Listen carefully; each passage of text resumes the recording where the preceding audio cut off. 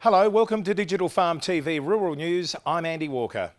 The Australian Competition and Consumer Commission announced last week that it was investigating claims that Coles and Woolworths are bullying suppliers.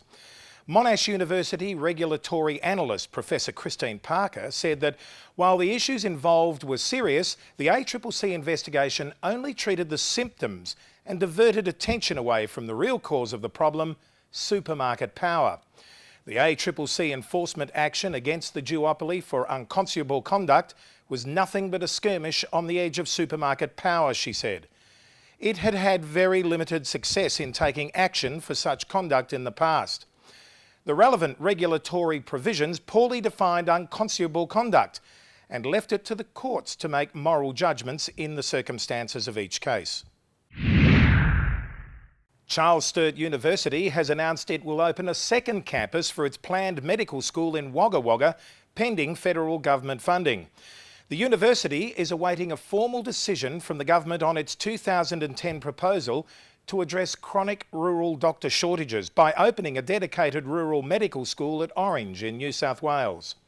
Under the expanded plan to be submitted to the government and opposition, CSU would propose the creation of a multi-campus medical program similar to its multi-campus programs in pharmacy, physiotherapy and medical imaging.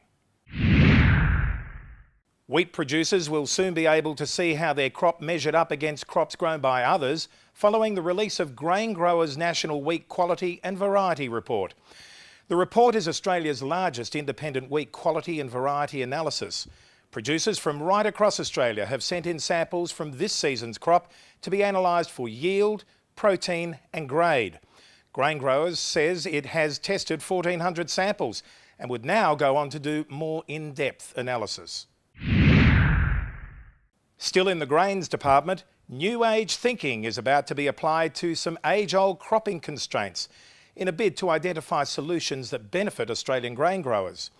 The Grains Research and Development Corporation has just announced the start-up of 5 novel research projects under its new Innovation Investment Program. These projects will tackle emerging and established issues such as slugs and snails, fungus in crops and stored grain, blackleg disease in canola and pre-harvest sprouting. GRDC Manager of Commercial Farm Technologies, Paul Maybush, says the 5 individual projects are the first to secure funding through GRDC's $1.5 million a year innovation investment program. Cherry growers in Western Australia's south have been left tens of thousands of dollars out of pocket after scorching temperatures destroyed crops, the Western Australian newspaper reports. Hot weather devastated growers who were already expecting a light crop after disappointing spring weather and rain during the harvest.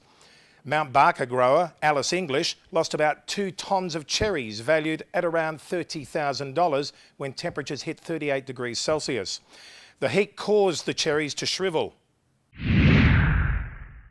Finally this week, Swedish agricultural authorities have suggested the implementation of a meat tax to reduce greenhouse gases and encourage environmental sustainability.